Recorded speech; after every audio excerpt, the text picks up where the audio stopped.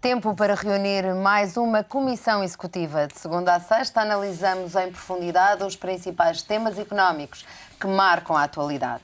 As contas públicas, a execução orçamental e o PEC 4 estão na ordem do dia. Sem a aprovação do Programa de Estabilidade e Crescimento, tal como foi entregue ontem no Parlamento, o Governo admite estar de saída. Com o PEC 4, as perspectivas de crescimento seguem uma trajetória de queda. Contração económica, desemprego em alta e inflação são apenas alguns dos números pouco otimistas para 2011 e para os próximos anos e que constam deste documento. Pelo meio, o Executivo acena com uma execução orçamental que foi melhor em fevereiro, mas que não chega, obviamente, para acalmar os mercados, pelo menos até ao momento. É este o tema, aliás, são estes os temas desta Comissão Executiva de hoje, que conta, como habitualmente, às terças-feiras, com os nossos comentadores residentes, Francisco Banha, gestor, e José Almassa, professor universitário. Bom dia, obrigado aos dois pela vossa presença nesta Comissão Executiva. Francisco Banha, o Governo chegou ao fim da linha? É uma pergunta difícil, mas eu penso que não deve faltar muito mesmo.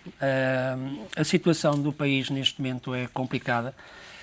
Nós temos estado a falar bastante do problema da consolidação orçamental, mas eu penso que o tema do crescimento económico e a questão do emprego é crucial. Aliás, os dados que foram agora divulgados a semana passada, e nomeadamente a semana passada, do indicador do Banco de Portugal, sobre o crescimento económico e sobre o consumo, que há uma estagnação essa aos níveis de finais de 2009, onde o país estava em recessão, e também o Instituto Nacional de Estatística vem referir aquilo que também nós sabemos, que há realmente ao nível da disposição das pessoas em si, uma diminuição que já vem desde julho do ano passado, portanto há uma retração.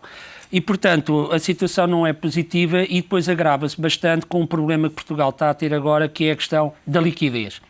Portugal, a semana passada, tinha, para se ter uma ideia do problema que temos nas mãos, Portugal tinha, a semana passada, cerca de 7,8 mil milhões de euros em bancos para fazer face às suas responsabilidades.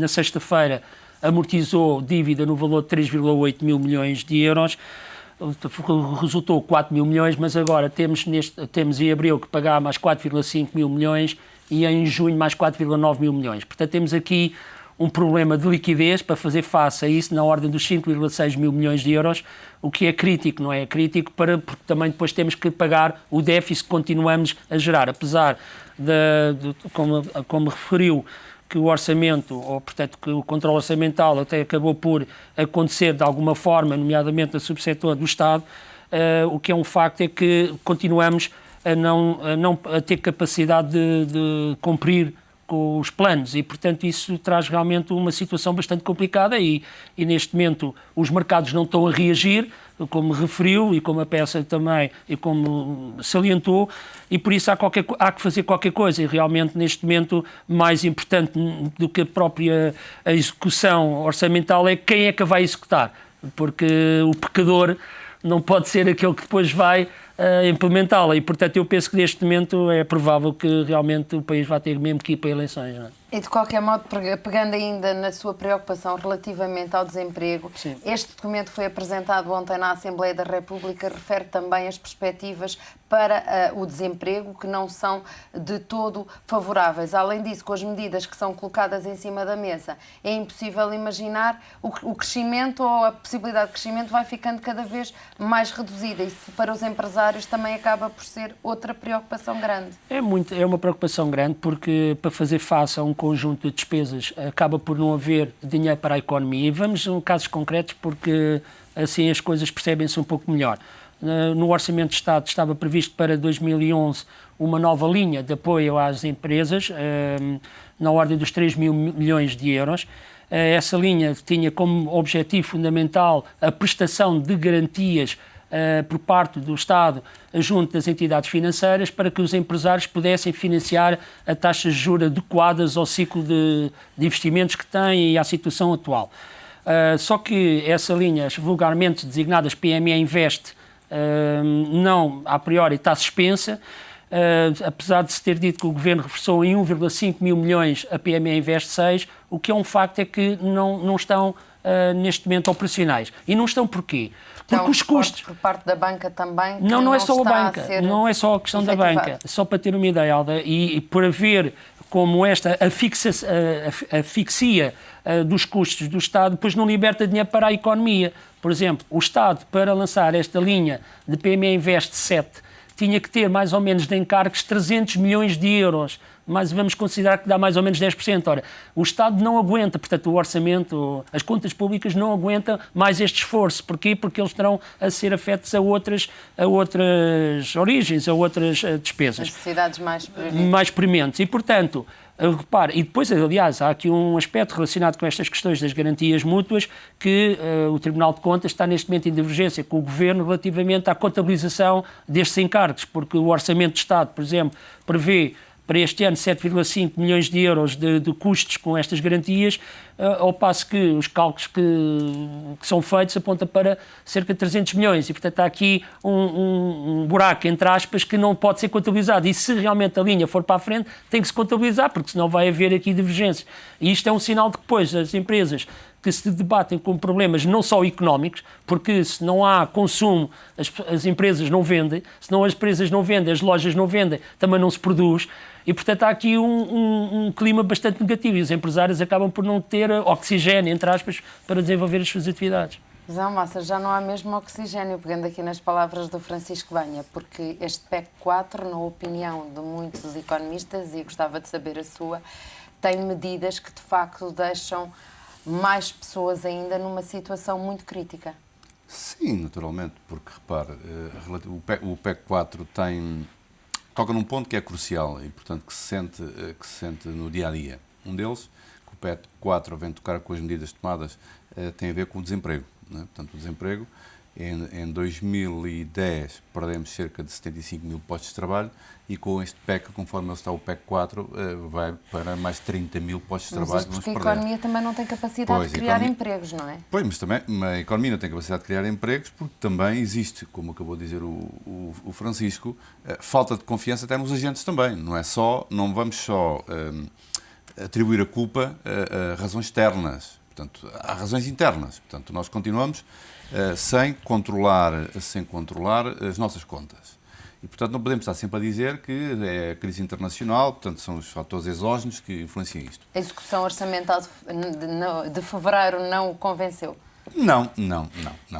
A execução orçamental de fevereiro melhorou relativamente a janeiro, não é? Relativamente a janeiro.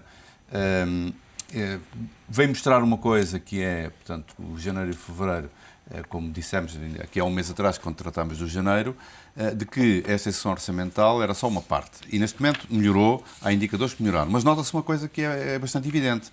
Quando nós vimos que a melhoria que se verificou pelo lado da receita, portanto em janeiro, agora em fevereiro há, portanto, uns cortes, portanto há despesas que reduziram, mas verificamos que não é de uma forma sustentada, ou seja, há, portanto, uma queda da despesa, mas, por exemplo, verificamos que em termos de receita, a receita já não manteve o mesmo nível. Portanto, ou seja, não é sustentável, portanto, o nível de receita, conforme vinha a crescer, o efeito já se manifestou durante o mês de fevereiro. E possivelmente, à medida que o consumo se retrai, diminuem também outro tipo de impostos, nomeadamente os indiretos, com o IVA. E é por óbvio. Exemplo. Sim, esse aí é uma das medidas que estão no PEC, é ver onde é que se vai mexer, portanto, nos impostos indiretos para arranjar mais receita.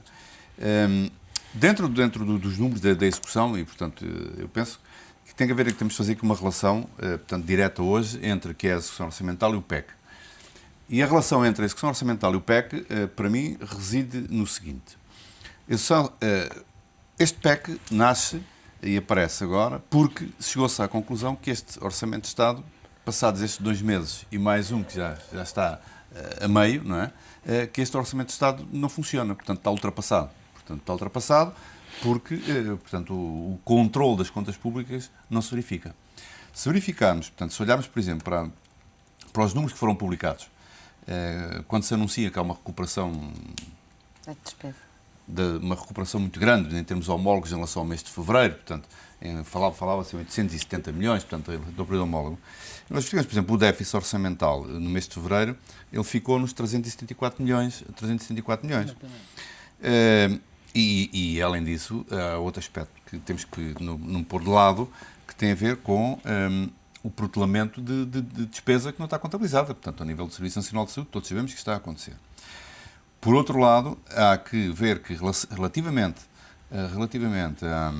ao fevereiro, ainda que tenha caído, mas caiu menos que aquilo que estava no orçamento. Portanto, ou seja, nós não estamos a cumprir, portanto, com aquilo que estava orçamentado. Portanto, o que vai inviabilizar que nós cheguemos ao final do ano, que possamos cumprir com a meta dos 4,6% de dívida em relação ao PIB. Não é?